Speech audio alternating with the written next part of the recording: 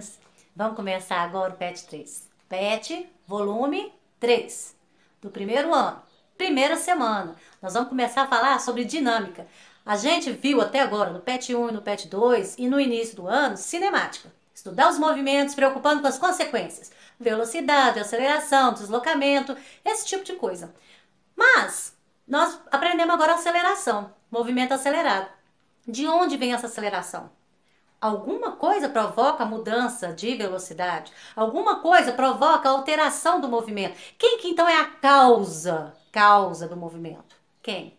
A gente chama de força. Então, força é um agente físico vetorial. Então, olha lá. É a primeira perguntinha que eu coloquei aqui, ó. O que é força, tá? Força é um agente físico vetorial que provoca a alteração do estado de movimento. Tá parado? Você quer que movimenta? Dá um peteleco, uma força. Quer manter em equilíbrio? Coloca várias forças e se você consegue, igual cabo de força. Você consegue manter aquele corpo em equilíbrio, tá? Isso a gente chama de dinâmica. Dinâmica, então, é a parte da física que estuda a causa do movimento, tá? E nessa dinâmica a gente vai conhecer as 3 leis de Newton. Isaac Newton era um matemático, filósofo, físico, blá, blá, blá, blá, blá. O cara era fodão. Foi ele que conseguiu, analisando, assim, usando a matemática com bastante afinco e fazendo análise de tudo da natureza. O que ele fez? As leis, tá? E tudo que vira lei é porque você não pode voltar atrás com aquela situação. Então, o que é força? É um agente físico vetorial, tá? Uma grandeza física vetorial, que é a causa do movimento, ou da falta do movimento, né? E a unidade, a gente chama de Newton. Tá? E é representada pela letra N maiúsculo. Cite exemplos de força. A mais conhecida nossa é a força peso. Tá? Existe força de atrito. Atrito. Existe força elástica. É quando você pega uma mola, aperta, você sente aquela força. Tanto é que os carros têm um amortecedor. É devido à força de mola. Não é mola de, né? É outro tipo de mola, mas é mola.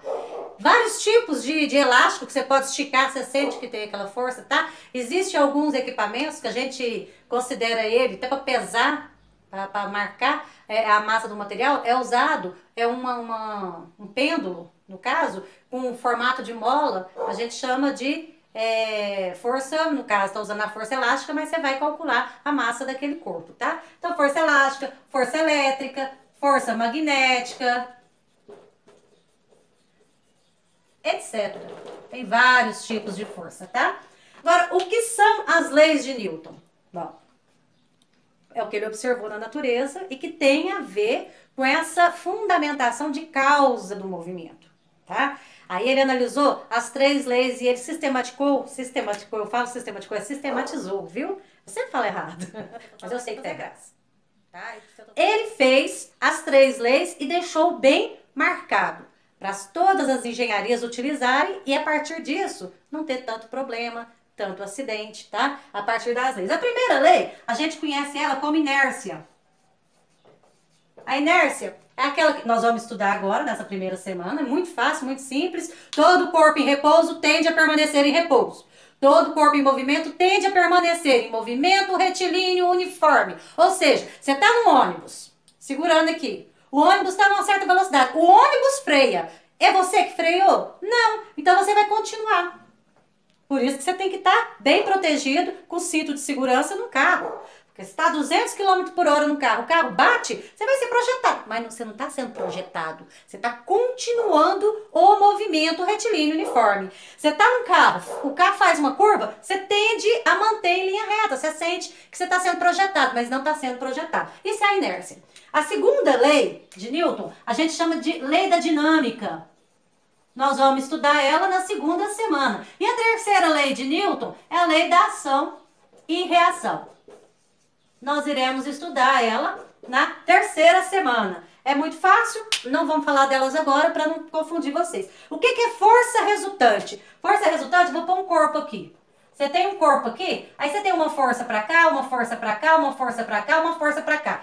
Lembra que eu falei que força é vetorial? Então vamos colocar aqui, ó, F1, F2, F3, F4.